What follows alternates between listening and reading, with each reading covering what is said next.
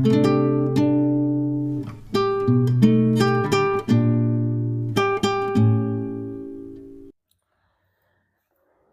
Evening student. जैसा कि आपके यूनिवर्सिटी एग्जाम स्टार्ट हो रहे हैं, आपके लिए मुझे पता चला कि मैनेजमेंट कॉन्सेप्ट और ऑर्गेनाइजेशन बिहेवियर की आपको इंपॉर्टेंट क्वेश्चन चाहिए थे। तो यहाँ पर हमने कुछ इंपॉर्टेंट क्वेश्चन अपने लास्ट एक्सपीरियंस के हिसाब से उसे बनाए हैं, वो आपको इंपॉर्टेंट क्वेश्चन कर लेने चाहिए। जैसा कि हमारा जो long term answer type question ये है, management by objective and its process, Maslow need hierarchy यानी ईआरजी, इन दोनों में से कोई एक क्वेश्चन आपको आ सकता है। वैसे ही various style of leadership style की बात आ जाती है। कम्युनिकेशन क्या है, कम्युनिकेशन के बैरियर आप बीकॉम में पढ़ते आ रहे हैं, और ये स्पेशली आप कह सकते हैं कि हम बिजनेस मैनेजमेंट के लिए भी काम आ सकते हैं ये क्वेश्चन। और इसके बाद आता है डिफाइन ऑर्गेनाइजेशन बिहेवियर क्या है, इसका रिलेशनशिप विद मैनेजमेंट में क्या होता है, पर्सनैलिटी क्या है, its model, stress management and its management. Then इसके बाद इसका रिलेशन विद मैनेजमेंट बोल सकते हो आप, organisation change and its process. ये आपको लॉन्ग आंसर टाइप क्वेश्चन करने हैं स्टूडेंट, जो कि आपको पता है हमें 4 क्वेश्चन करने होते हैं, 2 ए सेक्शन से, 2 बी सेक्शन से। ऐसे ही आपको शॉर्ट आंसर टाइप क्वेश्चन है जो कि पूरी बुक में से पूछा जाता है। तो ये क्वेश्चन आपको कर लेने चाहिए। ये मैं आपको हिंट बता देता हूँ कि क्वेश्चन करना कैसे, क्योंकि इतनी सारी वीडियो एक शॉर्ट पीरियड में बनाना बहुत मुश्किल था। हमने इंपॉर्टेंट क्वेश्चन आपको दिए हैं, जैसे ग्रेप वाइन कम्युनिकेशन है। तो स्टूडेंट एक तो ये करना कि आप एक हर एक क्वेश्चन के जो 2 मार्क्स का क्वेश्चन है उसके स्टेप लेके चलना है आपको, ठीक है ना। ये नहीं कि एग्जाम में आपको 30 वर्ड किया 30 वर्ड लिख के आप आ जाएं, ऐसा नहीं।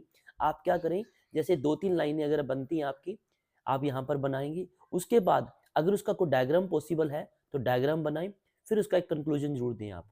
चाहे कोई भी क्वेश्चन है, जैसे ग्रेप वाइन कम्युनिकेशन का उसका डायग्राम बना सकते हैं आप। रेनेस लिकर्ट के 4th सिस्टम ऑफ मैनेजमेंट है, इसको डिफाइन कीजिए। इन 4 सिस्टम को आप डायग्राम बना सकते हैं। फिर एक्सप्लेन 2 फैक्टर, हर्जबर्ग की जो 2 फैक्टर थ्योरी है उसको एक्सप्लेन करना आपको। डेल्फी टेक्निक किया है, जैसे आप डिसीजन मेकिंग में पढ़ते हैं।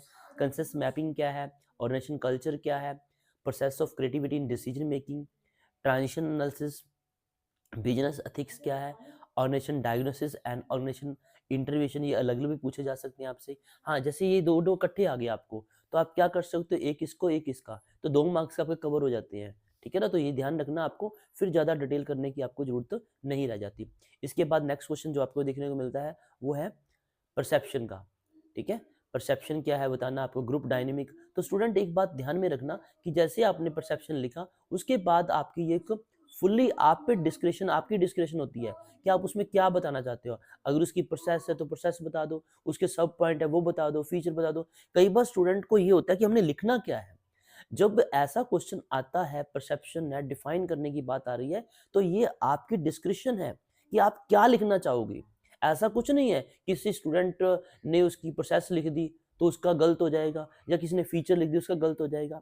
इसका मीनिंग यही है कि आपको जो इसके बारे में जो आप शॉर्ट्स थोड़े शब्दों में जितना बता सकते हो आप बता दो, ठीक है। हाँ, ये है कि आपका जो क्वेश्चन है वो ऐसे नहीं कि 2-3 लाइनों में खत्म नहीं होना चाहिए, ठीक है ना। वो कम से कम 2 स्टेप में जरूर होना चाहिए। जैसे मैंने आपको बताया कि आप 2-3 लाइनें परसेप्शन के बारे में बताएंगे, उसके बाद फीचर का डायग्राम बना सकते हैं। फिर ग्रुप डायनेमिक है, ब्रेनस्टॉर्मिंग क्या है, एक्स एंड वाई थ्योरी मैग्रेकर की आपको पता है, मोटिवेशन में पढ़ते हैं आप। फंक्शंस ऑफ मैनेजर क्या है, manager skills, causes of stress, इसका डायग्राम बन जाएगा। स्ट्रेस को डिफाइन कर सकते हो।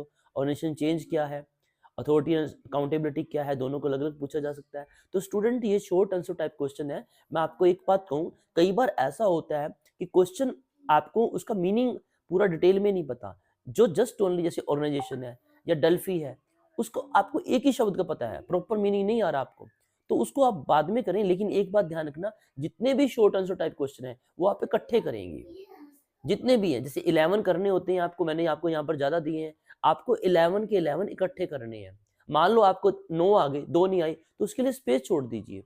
ऐसे नहीं कि 2 कहीं कर दिए 2 कहीं कर दिए, इससे क्वेश्चन जो एवेल्युएटर होता है उसको बड़ी परेशानी होती है। सिंपल सी बात कह रहा हूं, आपको एवेल्युएटर को भी फैसिलिटेट करना पड़ेगा, क्योंकि नंबर आपने लेने हैं। आपको उसको इरिटेट नहीं करना, क्योंकि वो उसको कैलकुलेट करते हुए बार बार परेशानी आती है। 2 क्वेश्चन आपके ए को सेक्शन के सी सेक्शन के कहाँ किए हैं, 2 कहाँ कर दिए, तो ऐसी गलती आपने नहीं करनी। और जितना भी मैं आपको प्रेजेंटेशन के बारे में बता रहा हूँ कि जैसे ए सेक्शन है, आप ए सेक्शन के दोनों क्वेश्चन इकट्ठे करें, और जो भी क्वेश्चन करेंगे उसका नंबर डालें, फिर आंसर लिखें आप। क्वेश्चन लिखने की जरूरत नहीं है, उसका नंबर डालें, ठीक है ना। ये चीज आपको करना है। हर एक क्वेश्चन में अगर पॉसिबिलिटी बनती है तो आप डायग्राम अगर बनता है तो आप बनाएं। तो ये मेरा आपको प्रेजेंटेशन के लिए भी टिप्स है। और जितने क्वेश्चन आपको दिए जा रहे हैं सारे क्वेश्चन आप अच्छी तरह करें। और इसमें से भी लास्ट में हमारा एग्जाम हुआ है बच्चों का, तो उसमें हमारी फाइनेंशियल काउंटिंग की थे, जो भी हमने 7-8 क्वेश्चन बताए उन्हीं में से लास्ट वीडियो के अंदर भी मिल गए, और सारे क्वेश्चन हमें देखने को मिले हैं स्टूडेंट को, जितने हमने इंपॉर्टेंट बताए हैं।